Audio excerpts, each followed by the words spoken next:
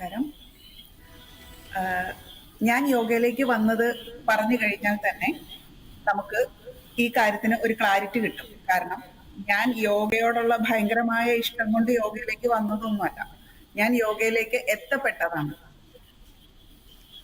അത് എന്തുകൊണ്ടാണെന്ന് വെച്ച് കഴിഞ്ഞാൽ എനിക്ക് ഒരുപാട് അസുഖങ്ങളാണോ എന്ന് ചോദിച്ചാൽ എന്റെ പ്രശ്നം എന്തായിരുന്നു എന്ന് ചോദിച്ചാൽ എന്റെ പ്രശ്നത്തെ കണ്ടുപിടിക്കാൻ ഡോക്ടേഴ്സിന് സാധിച്ചില്ലായിരുന്നു എന്നുള്ളതാണ് ആദ്യത്തെ പ്രശ്നം.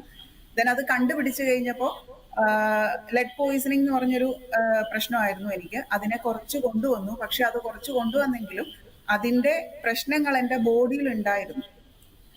അതിനെ ഒന്ന് മാറ്റുക എന്നുള്ളതിന് വേണ്ടിയിട്ട് ഡോക്ടറുടെ നിർദ്ദേശപ്രകാരം തന്നെ ഞാൻ യോഗയ്ക്ക് പോയതാണ്. അല്ലാണ്ട് യോഗയെ അറിഞ്ഞിട്ടൊന്നും അല്ല ഞാൻ ആക്ച്വലി യോഗയിലേക്ക് പോയത്. പക്ഷേ യോഗയിലേക്ക് ചെന്ന് കഴിഞ്ഞപ്പോൾ എനിക്ക് കിട്ടിയത് നല്ലൊരു ആചാര്യനായതുകൊണ്ട് അദ്ദേഹം എനിക്ക് പറഞ്ഞു തന്നു അഷ്ടാംഗ യോഗ എന്താണെന്നുള്ളതും പഞ്ചേന്ദ്രിയങ്ങൾ എന്താണ്, ജ്ഞാനേന്ദ്രിയങ്ങൾ എന്താണ്, അതുപോലെ തന്നെ യോഗ എന്താണ് എന്നുള്ളതിന്റെ ആദ്യത്തെ സ്റ്റെപ്പ് മുതൽ അദ്ദേഹമാണ് എനിക്ക് പറഞ്ഞു തന്നത്. അവിടുന്നാണ് ഞാൻ ശരിക്കും ഞാനായിട്ട് ജീവിക്കാൻ തുടങ്ങിയത് വേണമെങ്കിൽ പറയാം. ഇപ്പൊ ഓരോരുത്തരും എന്നിലേക്ക് വരുമ്പോ, എന്റെ ക്ലാസ്സിലേക്ക് വരുമ്പോ, അല്ലെങ്കിൽ എന്നെ അന്വേഷിച്ച് വരുമ്പോ അവർക്ക് വേണ്ടത് ഒന്നുകിൽ വയറിന്റെ ചുറ്റളവ് കുറയ്ക്കണം, അതല്ലെങ്കിൽ വണ്ണം കുറയ്ക്കണം, അല്ലെങ്കിൽ കൈയുടെ ബൈസപ്സിന്റെ വണ്ണം കുറയ്ക്കണം. ഇങ്ങനെയുള്ള ചെറിയ ചെറിയ കാര്യങ്ങൾക്ക്, അതായത് പഞ്ചകോശ സിദ്ധാന്തം പറയുന്നുണ്ട് യോഗയില്. അന്നമയ കോശ, പ്രാണമയ കോശ, മനോമയ കോശ, വിജ്ഞാനമയ കോശ, ആനന്ദമയ കോശ. Yoga is a travel from അന്നമയ കോശ ടു ആനന്ദമയ കോശ എന്നാണ് പറയണത്. അപ്പോ അങ്ങനെ തന്നെയാണ് താനും.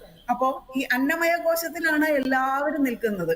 ഇനി കൂടിപ്പോയാൽ മനോമയ കോശം വരെ ഒന്ന് എത്തണുണ്ട്. കാരണം മനസ്സിന് വയ്യ, ഡിപ്രഷനാണ്, എനിക്ക് സുഖമില്ല, ഡിപ്രഷൻ ആണെന്ന് അക്സെപ്റ്റ് ചെയ്യാൻ പോലും ചിലർക്ക് പറ്റുന്നില്ല. എന്തോ ഒരു സംതിങ് റോങ് എന്റെ മനസ്സിനുണ്ട്, ഞാൻ നോർമൽ അല്ല എന്ന് അവർക്ക് മനസ്സിലാകുന്നുണ്ട് എവിടെയൊക്കെയോ. അപ്പോ അവര് വരുന്നുണ്ട്. പക്ഷെ യോഗ അവർക്ക് എല്ലാവർക്കും വേണ്ടത് എന്താന്ന് വെച്ചാല് നമ്മുടെ ക്യാപ്സ്യൂള് പരുവത്തിലൊരു സൊല്യൂഷനാണ്. എല്ലാവർക്കും അത് തന്നെയാണ് വേണ്ടത്. യോഗ ചെയ്യണമെങ്കിൽ ഒരു അരമണിക്കൂർ തരുകയാണോ, അല്ല 1 മണിക്കൂർ ഒരു ദിവസം തരുകയാണോ, ഒരു ഗുളിക കഴിക്കുകയാണോ എളുപ്പം എന്ന് വെച്ചാൽ ഗുളിക കഴിക്കാനാണ് എളുപ്പം. അതാണ് ഒരു ഇത്. പക്ഷെ മടിയില്ലാതെ യോഗയിലേക്ക് വരുന്നവർക്ക് ഈ പറഞ്ഞ 5 കോശങ്ങൾക്കും വ്യത്യാസം ഉണ്ടെന്ന് മാത്രമല്ല അവർക്ക് അവരായിട്ട് ജീവിക്കാൻ പറ്റുന്നുമുണ്ട്.